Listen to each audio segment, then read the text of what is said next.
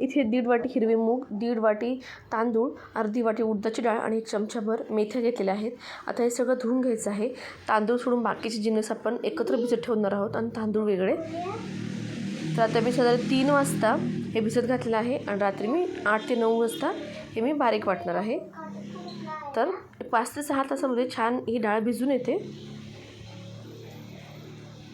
तर हे रात्रीचे 9 वाजता आपले हिरवे मूग आणि डाळ, मेथ्या सगळे खूप छान असं भिजलेलं आहे, मऊ भिजलेलं आहे. आता हे मिक्सरच्या भांड्यामध्ये काढून आपण एकदम बारीक वाटून घेणार आहोत. एकदम बारीक वाटायचं आपल्याला.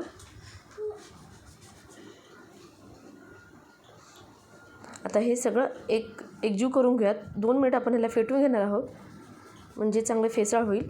आणि थोडं पातळच ठेवायचं आहे. तुम्ही बघू शकता मी किती पातळ ठेवलं आहे. हे फर्मेंट झाल्यावरती थोडंसं घट्ट येतं. आता दुसऱ्या दिवशी 7 वाजता आपण बघत आहोत. तर कालच्यापेक्षा बॅटर बऱ्यापैकी घट्ट झालं आहे. काल पिठाची धार लागत होती, आज लागत नाही आहे. तर यामध्येच मी मिरच्या बारीक वाटून घेणार आहे, कांदा बारीक चिरणार आहे आणि बारीक किसणीने गाजर किसून घ्यायचं आहे. तर हे सगळं घालणार आहे, मिक्स करून घेऊयात आणि थोडं पाणी पण घालणार आहे आणि पोरिंग कन्सिस्टन्सी आपल्याला करायची आहे. चवीनुसार मीठ. आपण याचे डोसे करून घेणार आहोत, त्यामुळे आपल्याला थोडं पीठ पातळ हवं आहे. तर आता मी तवा तापायला ठेवला आहे, त्याचबरोबर कांदा आणि तेल ठेवलं आहे आणि जाळी ज्याच्यावर आपण डोसे काढणार आहोत थंड व्हायला. आपण जाळीवरच काढणार म्हणजे ते सॉगी नाही होणार. आता तव्याला थोडं तेल लावून आपण हे डोसे पसरून घ्यायचे आहेत.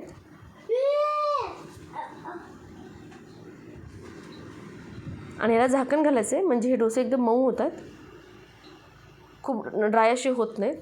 आता वरनं डोसे आपले झालेले आहेत, कच्चे अजिबात नाहीत. तर आपण परतून घेऊयात. तर तुम्ही बघू शकता किती छान जाळी पडली आणि खूप सॉफ्ट पण झाले आहेत.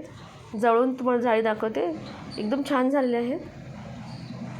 आणि हे मी खूप पातळ नाही केलेले, थोडेसे जाडसर ठेवले आहेत, त्यामुळे हे खाताना एकदम सॉफ्ट लागतं. तर हे आता जाळीवर काढून घेतले आहेत आणि दुसरा डोसा आपला होईपर्यंत आपण जाळीवरच पहिला डोसा ठेवणार आहे. त्यानंतर याची घडी घालून आपण डब्यात झाकण घालून ठेवू, म्हणजे ते जास्त मऊ राहतात. अशाच पद्धतीने बाकीचे डोसे करून घेत. एवढ्या प्रमाणात 18 ते 20 डोसे तयार होतात.